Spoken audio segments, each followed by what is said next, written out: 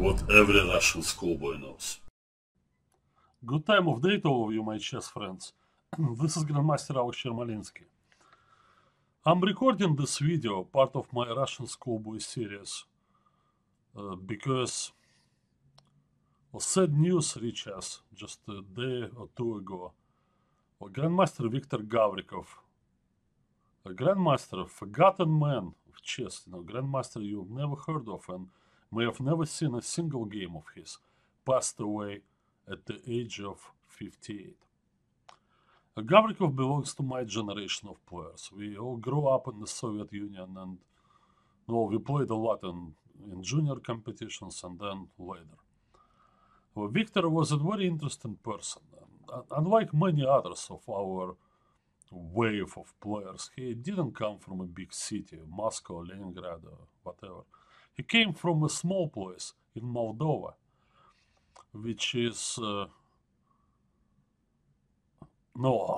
can name it Kryuliani, but I mean, even Google Maps would have a hard time finding it. Obviously, names were changed since Moldova became an independent country after the collapse of the Soviet Union. And Viktor's chess career and his life story took many interesting turns, and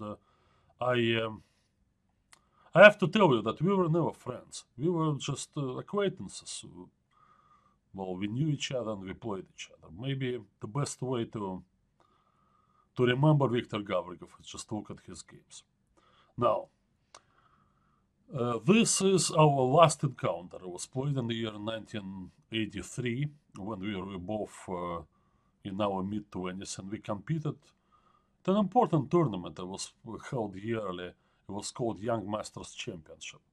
The purpose of this tournament was to gather all talented, strong, and still young masters who didn't have a chance to go abroad and play in international tournaments and earn their international titles, and just let them sort it out between themselves. And the ultimate prize was that the winner of this tournament would be given a spot on the Soviet team participating in the Students' Olympiad. Now, those events were very interesting, and obviously, the Soviet team was the strongest. They had Kasparov, Jussupow, Dolmatov, Psakhis, all these famous grandmasters. And one spot was given to the rest of us, to the all-Sarans. Well, let's see the game.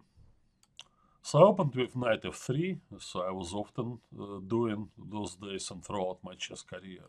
And we went into the English. And Gavrikov, who was always cutting edge with his theoretical preparation, chose a very popular then hedgehog system.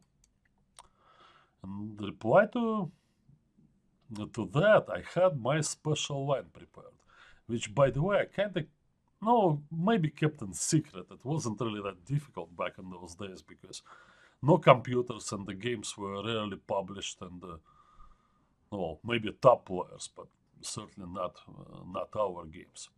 And I thought I would surprise the well-known theoretician Gavrikov with that. Okay. So white has to play this move d3, that sort of self-restricting move to keep the e4 pawn protected. But the point is that white avoids the early lines with d4 when often knight takes d4 and then the bishops get traded. So my plan was to keep the position closed and prepare a pawn storm on the king's side. This is how it was set up. So I waited for his knight to come to d7, away from that square on c6. Gavrikov didn't want to play knight c6 because then white can sacrifice a tempo and go to sort of a regular hedgehog. But the difference is I had this on the board many times before and after this game. Now the bishops stay on. Alright, I guess it's worth a tempo.